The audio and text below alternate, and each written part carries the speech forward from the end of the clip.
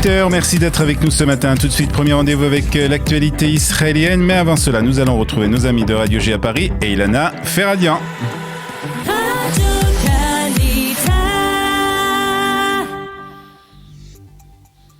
En direct de nos studios de Jérusalem. Et oui, direction nos studios à Jérusalem avec notre correspondant Olivier Granilic. Bonjour Olivier. Et on commence Olivier par une décision qui fait déjà couler beaucoup d'encre. Israël qui a approuvé un plan de construction de 1355 logements en Judée et en Samarie. Oui, en effet, c'est une annonce qui a été faite hier par le ministre du Logement, Zeev Elkin, et qui a ajouté que le renforcement de la présence juive est essentiel dans la vision sioniste.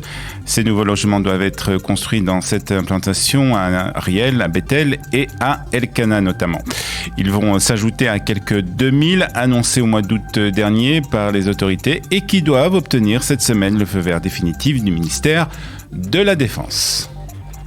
Et parallèlement à noter cette décision du ministre de la Défense, Benny Gantz, qui a décidé de mettre hors la loi 6 organisations arabes palestiniennes, décision largement commentée sur la scène internationale. Oui, je vous rappelle que ce week-end, Benny Gantz a désigné 6 organisations palestiniennes appartenant au Front de libération de la Palestine comme des organisations terroristes. Cette décision a été prise au terme d'une enquête qui a été menée conjointement par le Shin Bet et le Bureau national israélien et de lutte contre le financement du terrorisme. À Washington, on a déclaré ne pas être au courant de la décision prise par Israël. Un responsable israélien a même contesté les affirmations américaines en déclarant que oui, la Maison-Blanche avait été informée par Israël. Quoi qu'il en soit, et pour éclaircir la situation, des émissaires israéliens doivent s'envoler aujourd'hui pour Washington pour apporter les preuves liant les ONG palestiniennes au terrorisme.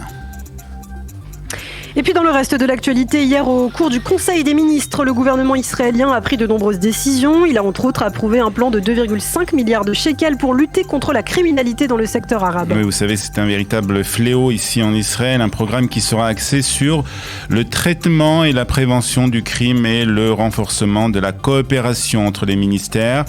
Il aura aussi pour objectif la dissolution des organisations criminelles, l'augmentation du sentiment de sécurité chez les citoyens et en particulier pour les résidents du Negev, ainsi que la réduction significative du nombre d'armes détenues illégalement par les civils arabes israéliens. Le plan comprendra aussi une action renforcée du ministère de la Sécurité intérieure et de la police israélienne, ainsi que des activités de coordination entre les différents ministères. Cette décision qui a été prise aujourd'hui indique que l'ensemble du gouvernement est conscient du fait que la violence et la criminalité dans la rue arabe constituent une menace pour l'État d'Israël. C'est ce qu'a déclaré Omer Bar-Lev, qui est le ministre de la Sécurité intérieure.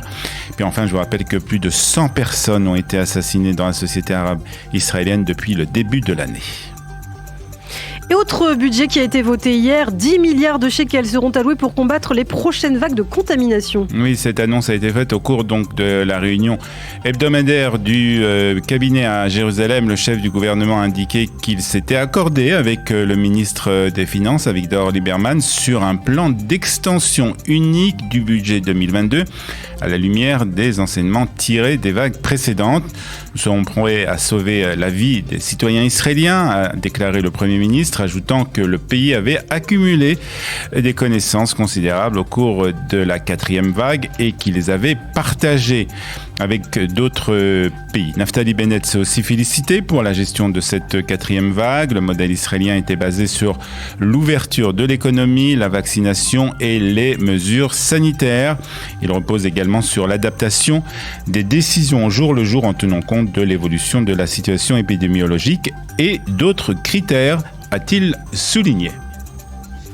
Et puis enfin, pour terminer, santé toujours, les enfants de 5 à 11 ans pourraient eux aussi être très bientôt vaccinés contre le coronavirus. À partir de la mi-novembre, Ilana, et après, bien entendu, l'approbation par les régulateurs américains. C'est ce qu'ont déclaré en tout cas les responsables du ministère de la Santé hier. Le directeur général de ce ministère, d'ailleurs, Nachman Ash, a également indiqué à la chaîne publique Cannes que les autorités israéliennes examineraient les résultats des essais avant d'obtenir la vaccination des enfants de moins de 12 ans. On reviendra sur la situation sanitaire et bien entendu d'autres sujets. Ce sera dans 25 minutes. Ce sera pour la revue de la presse israélienne, toujours depuis Jérusalem.